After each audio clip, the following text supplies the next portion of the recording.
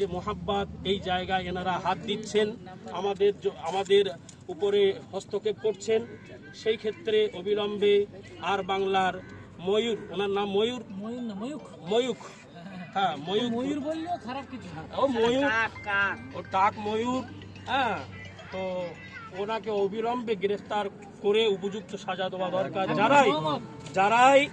যারাই এই সমস্ত কাজের সঙ্গে জড়িত হচ্ছে, এই সমস্ত কথাবার্তা বলছে, এই সমস্ত মানুষকে হেনস্থ করছে, মানুষের ভিতরে বিভ্রান্ত তৈরি করছে, তাদেরকে অবিলম্বে গ্রেফতার করা দরকার। আমি সরকারের কাছে আবেদন রাখবো, নিশ্চয়ই মমতা ব্যানার্জির কাছে সোশ্যাল মিডিয়ার মাধ্যমে এই কথাটা যেন ভেসে যায় বা পৌঁছিয়ে যায়, আবেদন করব। আর বিশেষ করে আজকে সকলের কাছে আমি আমার ভাইয়ের পক্ষ থেকে, হাফিজুর ভাইয়ের পক্ষ থেকে আপনাদের সকলের কাছে আবেদন করব, আপনারা সকলেই ভাইয়ের পাশে, যে যে জেলায় থাকবেন, যে যে দেশে থাকবেন, কেননা ওনাকে এখান থেকে পাকিস্তান হয়ে আপনার ইরাক, ইরান, কুয়েত হয়ে ওনাকে মক্কা মদিনায় ঢুকতে হবে, অনেকটা ওনার রাস্তা হাঁটতে হবে, পাড়ি দিতে হবে। যেহেতু আমি দীর্ঘদিন মক্কা মদিনায় ছিলাম, তো জানি মক্কা মদিনার কিছু না কিছু ছোট ইতিহাস।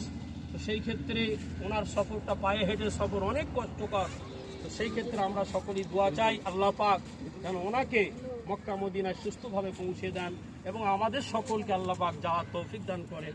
বলুন সকল আল্লাহুম্মা আমিন। আসসালামু আলাইকুম ওয়া রাহমাতুল্লাহি ওয়া বারাকাতুহু।